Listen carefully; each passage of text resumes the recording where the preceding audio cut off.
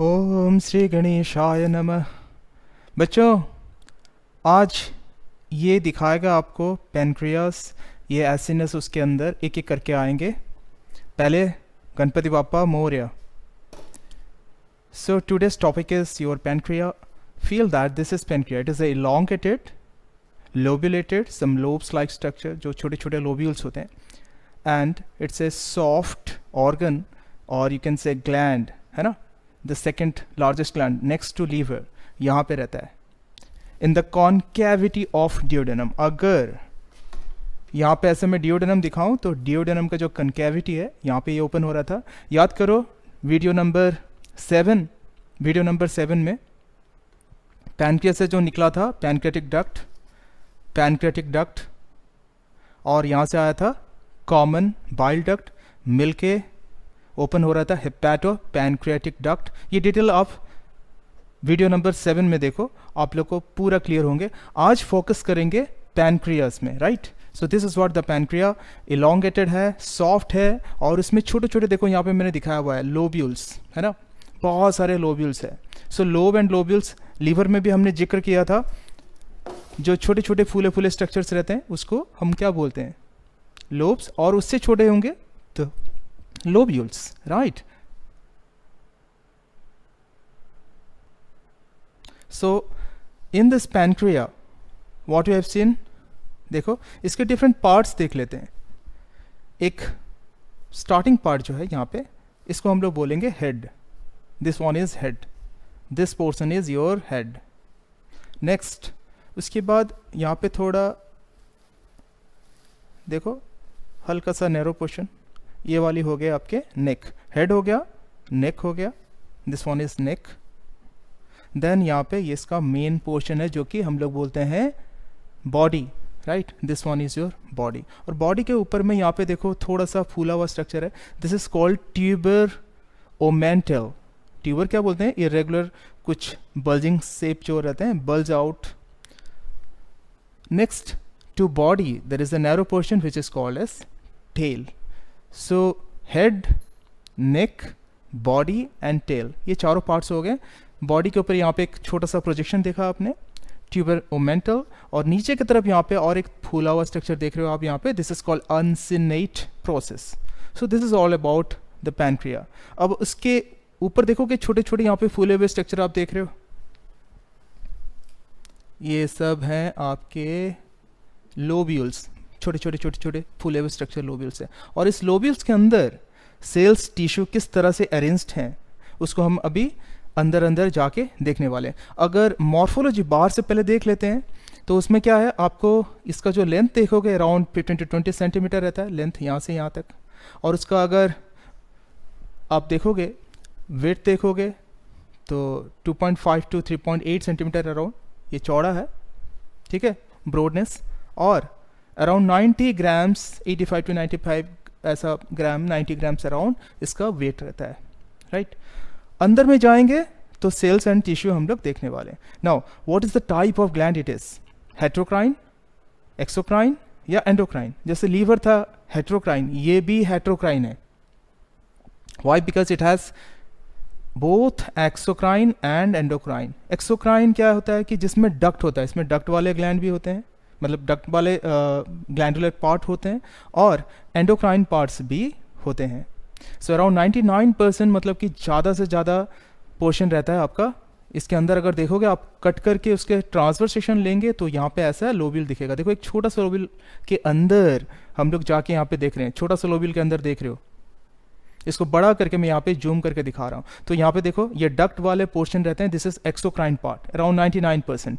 And यहाँ पे देखो ये होता है आपका endocrine part. It doesn't have any duct and the modified cells directly secrete its secretion. So hormone secrete होते हैं कहाँ से, एंडोक्राइन ग्लैंड से, एक्सोक्राइन ग्लैंड से. एंजाइम सिक्रेट होते हैं, राइट. तो अगर ये पैनक्रियास का हम ऐसा सेक्शन लेंगे, काटेंगे, तो उसके अंदर में देखो, अंदर वाली पार्ट में हमने देखा था एक ये वाला डक्ट निकला था, है ना, the main pancreatic duct that was called as what, duct of Wirsung. ये हमने वीडियो 7 में देखा था. जस्ट मैं थोड़ा सा इसका रिकैप दिखा रहा हूँ. और एक एसेसरी डक्ट यहाँ निकला था, duct of Santorini, duct of Santorini, दोनों यहाँ पे डियोडेनम में ओपन हो रहा था। इसका फिजियोलॉजी जब पढ़ेंगे तो इसका फिर कनेक्टिविटी लगने वाला है। अब हम लोग जाते हैं इसका हिस्टोलॉजी, इसको काट के इसके अंदर में ये छोटे छोटे जो लोब्यूल्स है, एक छोटा लोब्यूल हमने दिखाया यहाँ पे, इसको बड़ा करके चलो देखते हैं हम लोग यहाँ पे, ये बड़ा करके देखेंगे इसके अंदर क्या सेल्स एंड टिश्यू किस तरह से अरेंज्ड है। There is a exocrine part and endocrine part. देखो एक्सोक्राइन पार्ट जहाँ तक सवाल है इसमें डक्ट है, देखो pipe like duct like structures हैं, और ये छोटे छोटे देखो बलून की तरह आप देख रहे हो सेलुलर मास है। This are called acinus. Three dimensionally feel करो एसिनस क्या है। Acinus is the structural and functional unit of exocrine part, right.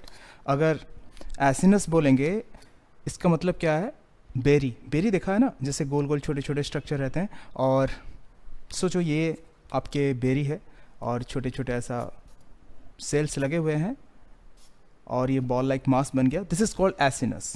अब सेंटर में यहाँ पे क्या है, हॉलो स्पेस है, ये सेल से आपका एंजाइम्स सीक्रेट होते हैं, राइट, और ये एंजाइम्स ये डक्ट दे के आगे जाता है, और डक्ट वाले सेल से वाटर एंड बाइकार्बोनेट जाते हैं। एसिनस है ना, एक बड़ा सा एसिनस यहाँ मैं दिखा रहा हूँ आपको, ये है आपका एसिनस। यहाँ पे कितने सारे एसिनस है देखो, है ना। So plural is acini and singular is acinus. So what acinus is, acinus का पहले भी जिक्र कर चुके हैं, it's nothing but it's a what, it's a mass of cell having a alveolar structure. जब होता है राउंड होता है, यहाँ पे बड़े बड़े सेल इस तरह से रहते हैं, एंड सेंट्रल ल्यूमेन एक रहता है, चारों तरफ देखो इसका वॉल में ऐसे बड़े बड़े सेल्स रहते हैं। पिरामिडल सेल यहाँ पे रहता है, पिरामिड जैसा दिख रहे हो, तो पिरामिडल सेल का यहाँ वॉल में रहता है, and this balloon like structure is your acinus. ये है structural and functional unit of exocrine part, ठीक है। अब ये जो सेल्स हैं, दिस सेल्स सिक्रेट एंजाइम्स, यहाँ से एंजाइम सिक्रेट करेंगे ल्यूमेन में, फिर ल्यूमेन से यहाँ पे आएगा। देखो ये है डक्ट, इसका यहाँ से निकला डक्ट, यहाँ से भी निकले हैं, देखो कितने सारे डक्ट निकले हैं। अब जब एसिनस का अंदर घुसा है जहाँ तक डक्ट, इसको बोलते हैं centro acinar duct, and finally it is coming out. यहाँ पे ऐसे बहुत सारे एसिनस से डक्ट्स निकले हुए हैं, these are called intercalated duct, right? So many intercalated duct again united to form what? Further striated duct. These are intralobular, lobule के अंदर हैं. Then further secretory duct, it is coming out and leads to interlobular duct. ऐसे बहुत सारे interlobular duct निकलेंगे, फिर आगे जाके यहाँ पे मिक्स होंगे. देखो यहाँ पे कितने सारे duct निकले हैं, and finally they are united with the main duct of Wirsung, which finally opens into the duodenum after united with your what? Common bile duct. Common bile duct कहाँ से आ रहा था? देखो यहाँ पे ये वीडियो 7 में हमने पढ़ा हुआ है. तो कॉमन बाइल डक्ट यहाँ से आ रहा है, which is the union of what? यहाँ पे सिस्टिक डक्ट था, गल ब्लैडर से आ रहा था, और यहाँ से लीवर का राइट लोब लेफ्ट लोब से आ रहा था, right and left hepatic duct. हमने जो लीवर में पढ़ा था, लीवर में बाइल के नैली के लिए से बाइल डक्ट तक सफ़र देखा था हमने वहाँ पे लोबिल के अंदर, और finally right and left lobe से आपका हेपेटिक डक्ट बाइल लेके आता है. ये बाइल यहाँ से आता है, बाइल जाके यहाँ पे गल ब्लैडर में स्टोर होता है. स्टोरेज एंड कंसंट्रेशन गल ब्लैडर के अंदर होता है. फिर ये बाइल यहाँ से आता है कॉमन बाइल डक्ट देके. तो जब डाइजेशन का फिजियोलॉजी नेक्स्ट वीडियो में पढ़ेंगे तो वहाँ पे इसका सब का कनेक्शन लगेगा. यहाँ से बाइल आएगा, और ये जो पैनक्रिया है, पैनक्रिया का हमने देखा अभी यहाँ एसिनस, एसिनस के अंदर में यहाँ पे देखो एंजाइम्स आएंगे, ल्यूमेन में भर्ती होगा, फिर धीरे धीरे ये आगे जाएगा, और ऐसे जाते जाते जाते यहाँ पे फाइनल पैनक्रियाटिक डक्ट होते हुए ड्यूडेनम में आएगा. यहाँ पे पैनक्रियाटिक इसको जूस बोलते हैं, है ना. बट और एक चीज़ है यहाँ पे, जब ये डक्ट देखोगे, डक्ट वाला जो वॉल है, यहाँ पे जो सेल्स है डक्ट वाले cells, so duct cells they secrete mostly water and bicarbonate ion. ये बहुत इंपॉर्टेंट है, रिमेंबर. जब आप रेफर करोगे प्रीवियस वीडियो, राइट, वीडियो 7 में ड्यूडेनम का जिक्र किया है हमने, वहाँ पे बहुत सारा चीज़ें देखा है. उसका ड्यूडेनम वॉल से एस सेल देखा था हमने, entero endocrine cells, secretin secrete कर रहा था. तो वो सिक्रेटिन ब्लड में जाके यहाँ तक पहुँचेगा, पहुँच के डक्ट सेल को स्टिमुलेट करेगा, राइट. फिर यहाँ से ये बाइकार्बोनेट आयन सीक्रेट होगा, ताकि जो एसिडिक फूड काइम आएगा स्टोमक से डिओडेनम, ये देखो यहाँ पे डिओडेनम, तो इसको पहले तो न्यूट्रलाइज करना है, राइट। इसका जिक्र हमने वीडियो 7 में किया था, फिर जाके उसका डिटेल फिजियोलॉजी सबका, ये तीनों वीडियो 7, 8, 9 का कनेक्शन लगने वाला है।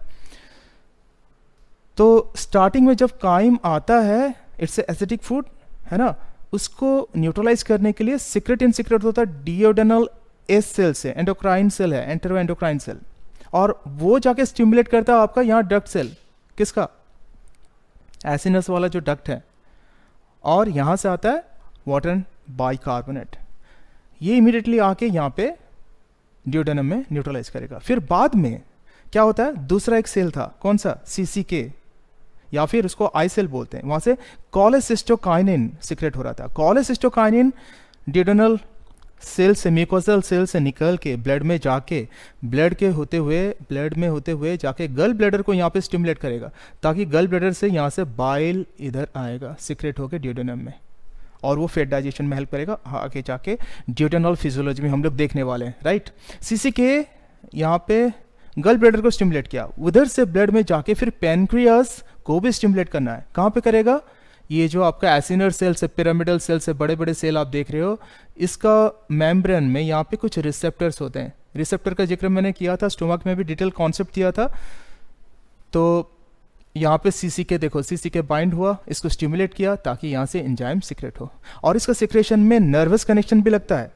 हमने देखा था पैरासिम्पैथेटिक सिंपैथेटिक कनेक्शन यहाँ पे भी लगता है। Vagus nerve, 10th cranial nerves, उसके जो ब्रांचिंग होंगे यहाँ पे आके उसका नर्व एंडिंग से एसिटिलकोलिन ये सीक्रेट होगा। Acetylcholine also binds with the specific receptor present on this acinar cells.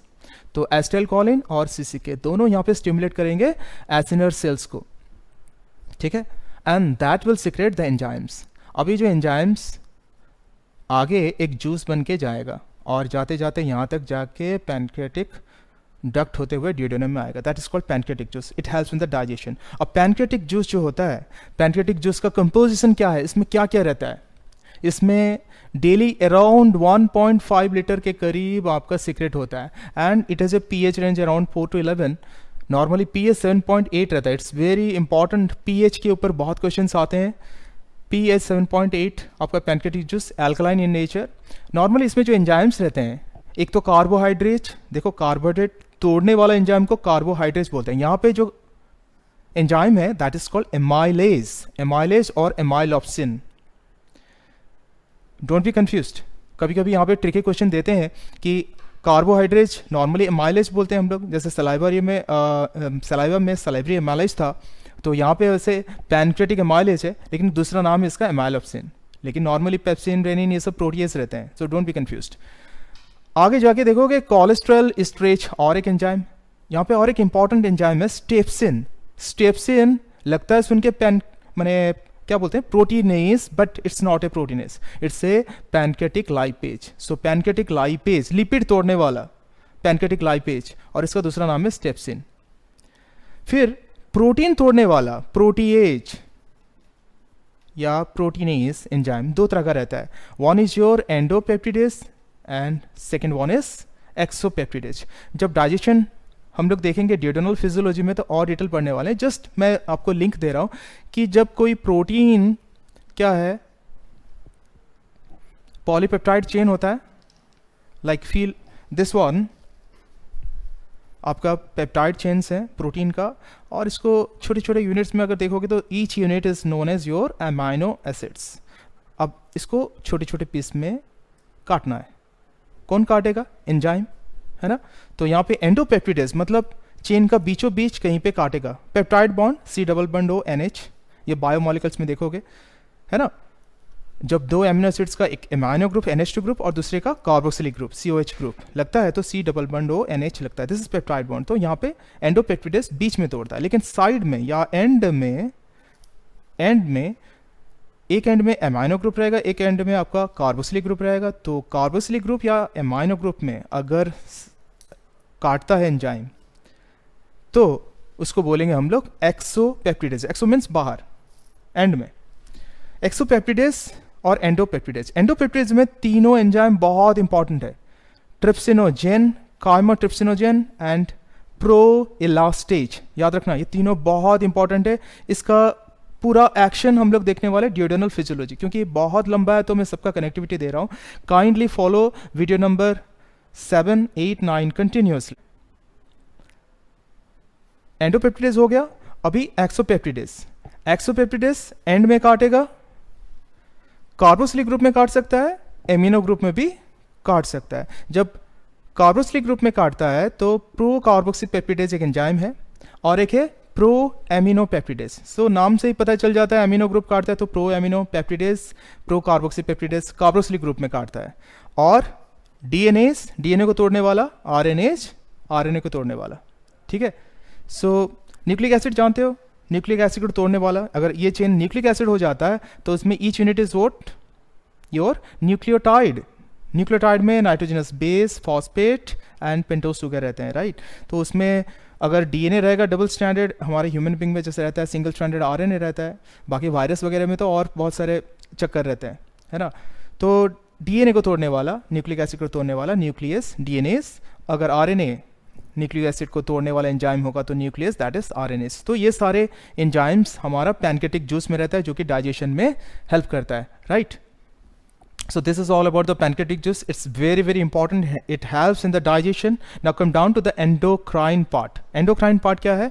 देखो यहाँ पे endocrine part, इसके बीचों बीच देखा आपने, एक एक लोब्यूल में आप इतने सारा देख रहे हो, एसिनस, एसिनर सेल्स, और बीचों बीच देखो यहाँ कुछ ग्रुप ऑफ सेल्स लगे हुए हैं। It's like a ball like mass. ये देखो यहाँ पे बॉल लाइक मास जो है इसको बोलते हैं islet of Langerhans. It's very very important. So ऐसा कितने आइलेट्स मिलते हैं? मिलियन के करीब, 1 to 2 millions islet of Langerhans ऐसा मिलते हैं पैनक्रियास के अंदर में। It's very very important and they have different cells. इसमें देखो 3 major type of cells. One is your alpha cell, जो मैंने यहाँ पे ग्रीन में दिखाया हुआ है, वो पेरीफेरी में रहता है और अराउंड आपके 15% कवर करता है टोटल। नेक्स्ट आप देख रहे हो अंदर में ब्लैक कलर के बहुत सारे सेल्स भरे हुए हैं, है ना। मेजोरिटी अराउंड 65% टोटल का कवर करता है। This is called beta cell. और एक दिखा ब्लू में, देखो यहाँ पे ये है delta cell. It is very less in amount. और कुछ सेल्स होते हैं एफ सेल या फिर पैनकेटिक पॉलीपेप्टाइड सेल्स बोलते हैं। अब इनका काम देख लेते हैं और सिक्रेशन देख लेते हैं। सो क्योंकि एंडोक्राइन पार्ट दे सीक्रेट हॉर्मोन्स, तो यहाँ पे हार्मोन सीक्रेट करेगा। अल्फा सेल क्या सीक्रेट करता है? आपका glucagon, and it is a diabetogenic or hyperglycemic hormone because it increases the level of glucose in the blood. Normally glucose कितने रहते हैं? 80 mg to 120 mg per 100 ml of blood. This is normal level. अगर 120 से ऊपर जाएगा तो diabetes या hyperglycaemia, 80 से नीचे जाएगा तो फिर क्या है? हाइपोग्लाइसेमिया। ठीक है, तो ग्लूकोज लेवल कैसे मेंटेन होता है? अब जब लेवल कम हो जाता है 80 से नीचे जाने को कोशिश करता है, इमीडिएटली ये ग्लूकागन क्या करता है? आपका ग्लूकोज लेवल बढ़ाता है। कैसे? जो मसल्स में आपके ग्लाइकोजन भरे हुए रहते हैं, सपोज ये ग्लाइकोजन है तो इसको तोड़ेगा तो बहुत सारे ग्लूकोज निकलेंगे और ब्लड में आएंगे तो लेवल मेंटेन हो जाएगा। वैसे ही बीटा सेल से क्या निकलता है? बीटा सेल से इंसुलिन। ये हार्मोन पेप्टाइड हार्मोन में है ना, ये भी एमिनो एसिड्स का पेप्टाइड चेन का बना हुआ है insulin. It's very important. Insulin क्या करता है? अगर ग्लूकोज लेवल बढ़ जाता है 120 से ज़्यादा, सपोज आपने मीठा खा लिया तो एकदम से ब्लड में आएगा ज़्यादा मीठा, मतलब ज़्यादा ग्लूकोज लेवल बढ़ेगा। जब हम लोग ज़्यादा मीठा खा लेते हैं या फिर कुछ करते हैं तो मतलब जो मीठा, तो ग्लूकोज लेवल क्या होता है? ब्लड में बढ़ता है इंटेस्टाइन से एब्जॉर्ब होके। अब 120 से ज़्यादा तो नहीं जाना चाहिए, नहीं तो डायबिटीज़ हो जाएगा। तो उसके लिए इंसुलिन क्या करता है? एक्स्ट्रा ग्लूकोज को लेके आपका ग्लाइकोजन में कन्वर्ट कराएगा। सपोज ये ग्लूकोज है तो बहुत सारे चेन का फॉर्मेशन कराएगा और ग्लाइकोजन स्टोर होने लगेंगे।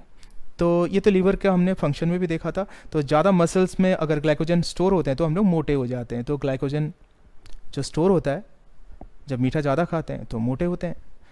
Because of any reason insulin अगर काम नहीं कर रहा तो फिर क्या होगा? ग्लूकोज लेवल बढ़ेगा and that is nothing but your diabetes. और एक सेल देखा था हमने डेल्टा सेल। डेल्टा सेल क्या करता है? डेल्टा सेल सोमैटोस्टैटिन सीक्रेट करता है। It's another hormone.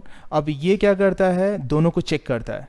अगर ओवर प्रोडक्शन ऑफ ग्लूकागन या ओवर प्रोडक्शन ऑफ इंसुलिन ये डिस्टर्ब कर देगा ग्लूकोज लेवल को, और उसको कंट्रोल करने के लिए दोनों को दोनों का ओवर प्रोडक्शन को चेक करने के लिए, कंट्रोल करने के लिए सोमैटोस्टैटिन सीक्रेट होता है। हमने स्टोमक में भी देखा था, इंटेस्टाइन में भी देखा था सोमैटोस्टैटिन का रोल। अब एफ सेल या फिर पैनक्रियाटिक पॉलीपेप्टाइड सेल हम लोग देख रहे हैं यहाँ पे, ये क्या करता है, इसका एक इंपॉर्टेंट काम है, ये चेक करता है किसको, पैनक्रियाटिक जूस का। पैनक्रियाटिक जूस जो यहाँ से प्रोडक्शन होता है उसको फिर चेक करना पड़ता है। देखो यहाँ पे क्या होता है, बॉडी के अंदर एक होम्योस्टैसिस मैकेनिज्म होता है, ये जनरल बायोलॉजी का कॉन्सेप्ट है कि कुछ भी नॉर्मल कंडीशन से बाहर जाता है तो बॉडी अपने आप उसको मेंटेन कर लेता है। तो बच्चों यहाँ पे ना सारे के सारे कनेक्टिविटी लगने वाला है नेक्स्ट वीडियो में, जहाँ पे हम लोग डिओडेनम के अंदर डाइजेशन देखने वाले हैं, fat digestion, protein digestion, carbohydrate digestion, है ना, बहुत इंपॉर्टेंट है, लेकिन सबका जूस यहाँ मिलने वाला है। The structural and functional unit of pancreatic exocrine part secreting pancreatic juice. Option A acinus, B islet of Langerhans, both A and B, and pancreatic lobules. Guess what will be the answer? It's acinus, right? हमने जो देखा था यहाँ पे pancreas के अंदर ऐसे छोटे छोटे फ्लावर लाइक स्ट्रक्चर हमने देखा था, जो लोबुलर बेरी जैसा स्ट्रक्चर, हम इसको बोले थे acinus, right. Acinar pyramidal cells था, यहाँ से एंजाइम सीक्रेट हो रहे थे और पैनक्रियाटिक जूस आगे जा रहा था, right. And this is the structural and functional unit of exocrine part, है ना, क्योंकि इसमें डक्ट रहता है, आगे चलता है। आइलेट ऑफ लैंगरहैंस, इसमें छोटे छोटे जो आपके एंडोक्राइन सेल्स थे, group of endocrine cells, alpha beta, है ना, डेल्टा एफ सेल्स, इनका ग्रुप को बोला जा रहा था islet of Langerhans, that is a endocrine part. Both and अभी तो होना नहीं है, पैनक्रियाटिक लोब्यूल नहीं होगा। Pancreatic juice does not contain amylopsin, DNase, RNase, trypsin. याद करो पैनक्रियाटिक जूस, जब पैनक्रियाटिक जूस यहाँ से निकल रहा था एसिनर सेल से, इसमें क्या क्या एंजाइम्स थे, प्रोटीन डाइजेस्टिंग एंजाइम में एंडोपेप्टिडेज एंड क्या था, एक्सोपेप्टिडेज। और एंडोपेप्टिडेज में हमारा था ट्रिप्सिनोजेन, है ना, काइमोट्रिप्सिनोजेन, याद आ रहा है। और अगर यहाँ पे ट्रिप्सिन देखोगे तो ट्रिप्सिनोजेन आ रहा था इनएक्टिव फॉर्म। अब इनएक्टिव फॉर्म यहाँ से सीक्रेट होने के बाद यहाँ डिओडेनम के अंदर में अल्कलाइन पीएच में ये एक्टिवेट हो रहा था ट्रिप्सिन में। अब जाएंगे डिओडेनल फिजियोलॉजी में देखने वाले, तो ये तो हमने पढ़ना है, ये पढ़ना है हमें आगे जाके नेक्स्ट वीडियो में, लेकिन इसका इनएक्टिवेशन एक्टिवेशन का चक्कर यहाँ पे लगा, तो ट्रिप्सिन इज द आंसर। क्यों? क्योंकि ट्रिप्सिन एक्टिव फॉर्म है, ये डिओडेनम जाके बनता है। कैसे बनता है? Trypsinogen is the inactive form, और एक एंजाइम डिओडेनल म्यूकोसल सेल से आता है, उसको बोलते हैं एंटेरोकाइनेज, वो एक्टिव कराता है ट्रिप्सिन में। तो पैनक्रियाटिक जूस जो आता है इसमें इनएक्टिव फॉर्म रहता है, एक्टिव फॉर्म डिओडेनम में जाके कन्वर्ट होता है, तो दिस इज द आंसर। ये ट्रिकी क्वेश्चन है, बाकी तो ये हो रहता ही है। Amylopsin, this is what, amylase, DNase, RNase, ये तो देखा था हमने, है ना, ये रहता है। So answer is D.